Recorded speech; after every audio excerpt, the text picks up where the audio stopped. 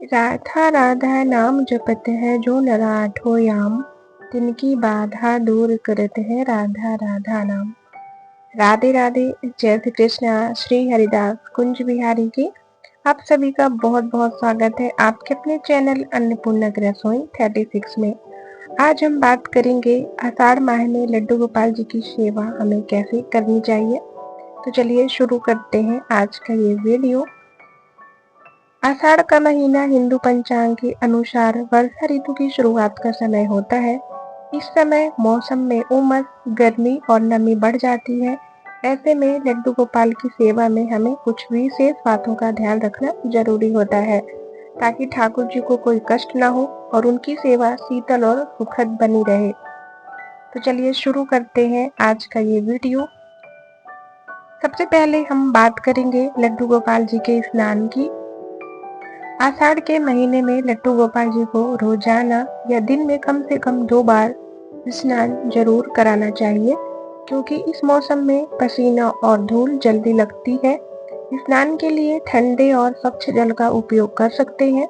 अगर तापमान नॉर्मल है तो आप नॉर्मल जल का इस्तेमाल करिए। अगर मौसम बहुत ज़्यादा ठंडा है तो फिर आप गुनगुने जल का इस्तेमाल कर सकते हैं। आप पानी में गुलाब जल, केवड़ा जल, चंदन या कपूर की कुछ बूंदें मिला सकते हैं।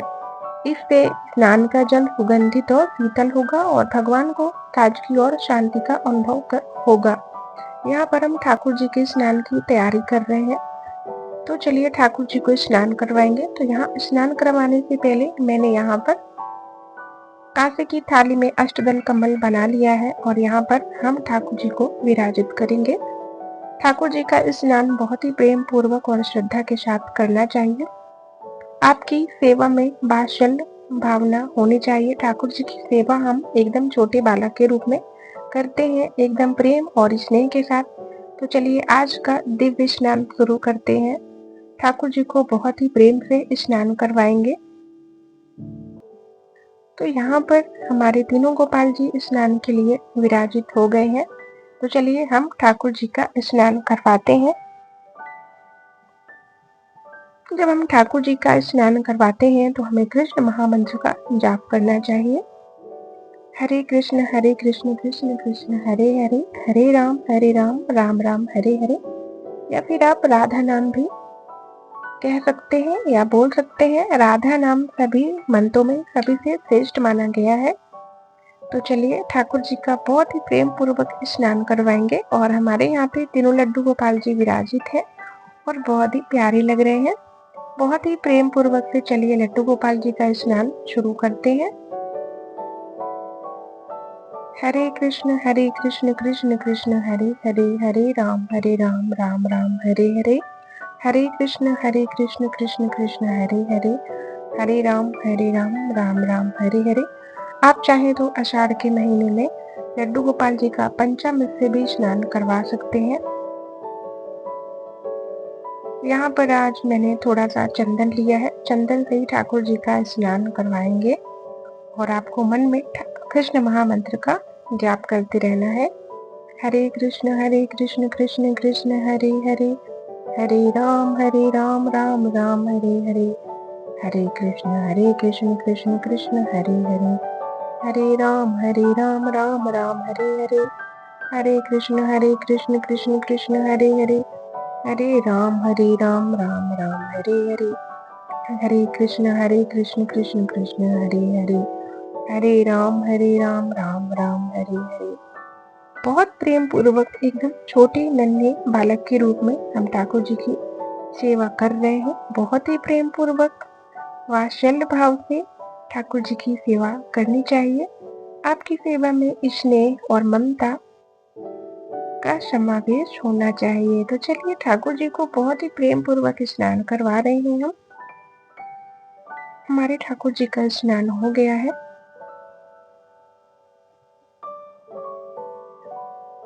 बहुत ही मजे से ठाकुर जी स्नान कर रहे हैं। ठाकुर जी को बहुत ही अच्छा लग रहा है।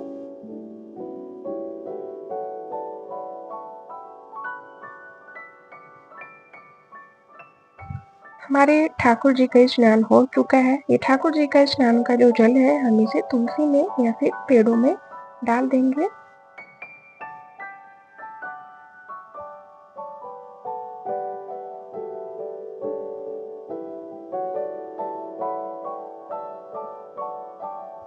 ठाकुर जी का स्नान हो गया है। स्नान के बाद गोपाल जी को कोमल सूती कपड़े से धीरे धीरे पोंछना है। ध्यान रखें कपड़ा एकदम मुलायम हो ताकि उनके विग्रह को कोई भी क्षति ना पहुंचे। आराम आराम से हम ठाकुर जी को पोंछ लेंगे जिससे कि उनके विग्रह में तनिक भी जल ना रहे। बहुत ही प्यार और स्नेह पूर्वक हमें ठाकुर जी की सेवा करनी चाहिए। चलिए ठाकुर जी को हम पोंछ देंगे बहुत ही प्रेम पूर्वक। आज की वीडियो में मैंने आप लोगों के साथ अपने तीनों लड्डू गोपाल जी को दिखाया है। हमेशा तीनों लड्डू गोपाल जी को एक वीडियो में दिखाना पॉसिबल नहीं हो पाता है, लेकिन मैंने सोचा आज की इस वीडियो में मैं आप लोगों के साथ अपने तीनों लड्डू गोपाल जी की सेवा जरूर शेयर करूंगी। आप चाहें तो स्नान के बाद ठाकुर जी की इत्र से मालिश कर सकते हैं। इससे ठाकुर जी को ठंडक और आनंद मिलता है। अब बात आती है लड्डू गोपाल जी की वस्त्र और श्रृंगार। आषाढ़ में ठाकुर जी के कपड़े हल्के और सूती वस्त्र पहनाने चाहिए। गहने और भारी रंगों की बजाय आप हल्के रंग जैसे सफेद रंग, पीला रंग, हल्का गुलाबी रंग, आसमानी रंग, नीला रंग, सफेद कलर, इन सभी रंगों से आप ठाकुर जी को वस्त्र धारण करवा सकते हैं। ये रंग गर्मी और उमस में ठंडक देते हैं। हमारे सबसे बड़े वाले ठाकुर जी ने यहाँ पे ये बहुत ही सुंदर सी आज ये ड्रेस पहनी है, बहुत ही प्यारे लग रहे हैं। इसके बाद हम अपने दोनों छोटे वाले गोपाल जी भी को वस्त्र धारण करवाएंगे बहुत ही प्रेम और स्नेह के साथ।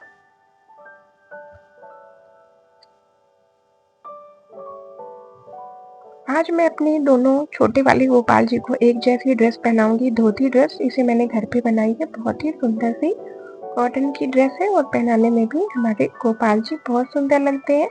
ये सबसे छोटे और सबसे नटखट हमारे कान्हू है। ये है छोटे लेकिन सबसे ज्यादा शरारत यही करते हैं। तो चलिए इनको भी वस्त्र धारण करवा देते हैं। तो इन्हें हम लोग प्यार से कान्हू बोलते हैं। तो कान्हू ने बहुत ही प्रेम से ड्रेस पहन ली है और चलिए अब गोपाल जी को भी ड्रेस पहनाएंगे। हमारे गोपाल जी सबसे ज्यादा सीधे हैं। सबसे छोटे वाले कान्हा सबसे नटखट है और बीच वाले बहुत सीधे हैं और सबसे बड़े वाले सबसे ज्यादा शरारती हैं। इनका नाम गोपाल है। चलिए हम गोपाल को भी प्रेम पूर्वक ड्रेस पहना देंगे।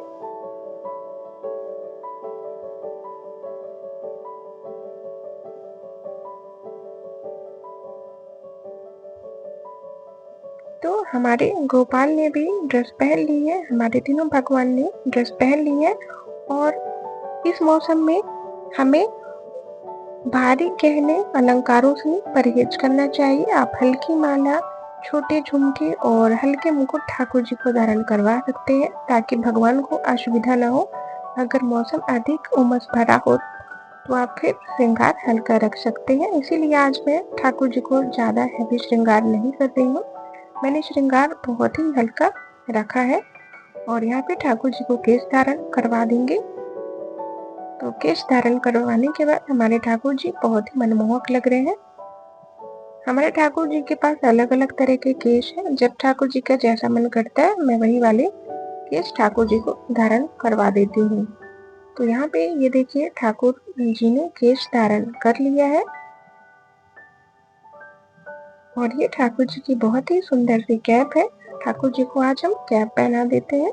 अपने दोनों छोटे वाले बाल गोपाल जी को भी हम कैप पहना देंगे। तो यहाँ पर हमारे तीनों लड्डू गोपाल जी ने कैप धारण कर ली है। तो चलिए आपको हम ठाकुर जी का श्रृंगार दिखाते हैं। ठाकुर जी का श्रृंगार कैसे हुआ है।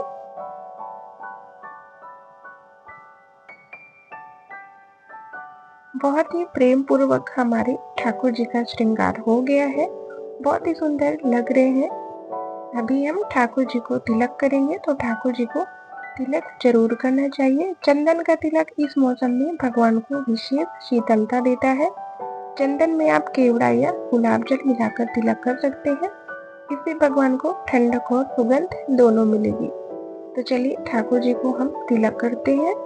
आप चाहें तो केसर तिलक, हरी चंदन ठाकुर जी को अर्पित कर सकते हैं और इस मौसम में आपको सुगंधित फूलों का उपयोग करना है। ठाकुर जी को पुष्प जरूर अर्पित करिए। सुंदर सुंदर पुष्पों से भी आप ठाकुर जी का श्रृंगार कर सकते हैं। तो यहाँ पर मैंने ठाकुर जी को यहाँ पे गुलाब के पुष्प अर्पित किए हैं और अभी मैं ठाकुर जी को तिलक करूंगी। मैंने तिलक नहीं किया है, तो ठाकुर जी को आषाढ़ के महीने में तिलक जरूर करें। तो चलिए ठाकुर जी को हम तिलक लगा देंगे बहुत ही प्रेम पूर्वक स्नेह के साथ।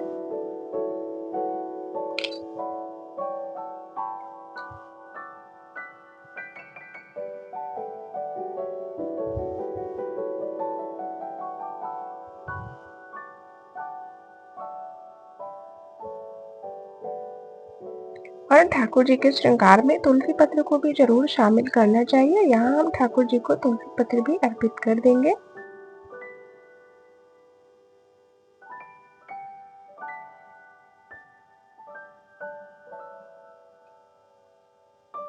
तो चलिए ठाकुर जी की अब हम नजर उतार देते हैं। ठाकुर जी की छवि श्रृंगार करने के बाद बहुत ही मनमोहक और प्यारी लगती है, जिससे हमारे ठाकुर जी को नजर लग जाती है।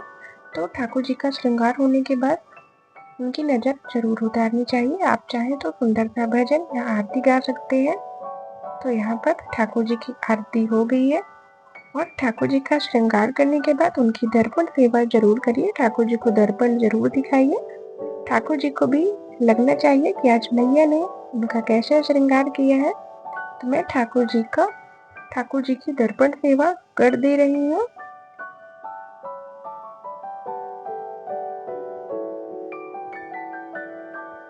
आज का श्रृंगार हमारे ठाकुर जी को बहुत ही ज्यादा पसंद आया है।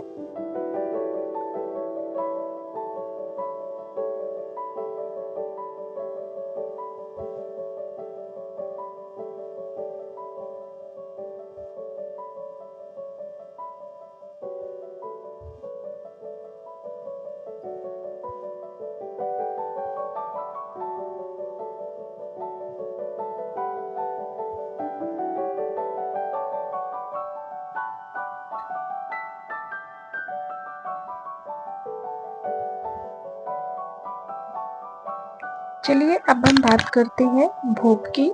आषाढ़ के महीने में भगवान को ताजे और हल्के पदार्थ अर्पित करने चाहिए, जैसे ठंडाई, आम पन्ना, खीरा, ककड़ी, ताजे फल, खरबूजा, माखन मिश्री, छाछ या दही, फलों का रस।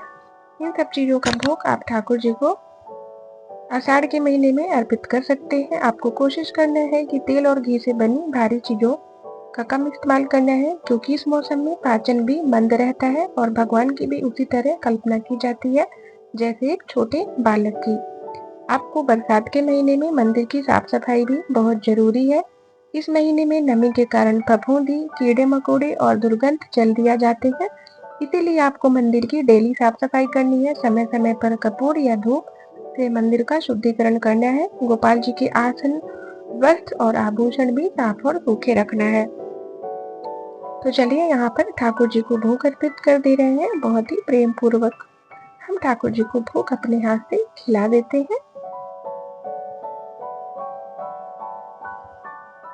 तो चलिए अगर आप मंदिर में या घर में एसी या कूलर इस्तेमाल करते हैं तो सीधी हवा भगवान पर ना पड़े, इसका आपको विशेष ध्यान रखना है।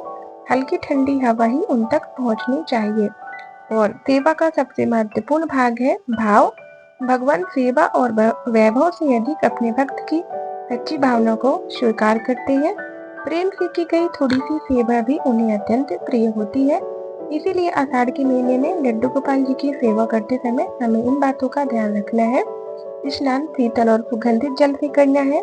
हल्के वस्त्र और श्रृंगार हल्का करना है। ताजी और हल्के भोगी आपको अर्पित करना है।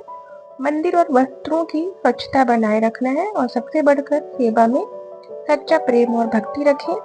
इस तरीके से आप आषाढ़ के महीने में ठाकुर जी की सेवा कर सकते हैं, एकदम प्रेम पूर्वक, एकदम सबसे छोटे और नन्हे बालक की तरह। तो आप भी इस आषाढ़ के महीने में अपने ठाकुर जी की सेवा इसी तरीके से करिए। सेवा में सच्चा प्रेम और भक्ति रखें। अंततः भगवान को हमारा प्रेम ही सबसे ज्यादा प्रिय है। तो ये था छोटा सा लड्डू गोपाल जी की सेवा का छोटा सा वीडियो, जो कि मैंने आप लोगों के साथ शेयर किया है। अगर आप लोगों को मेरा आज का वीडियो पसंद आया तो चैनल को सब्सक्राइब करिए, वीडियो को लाइक करिए।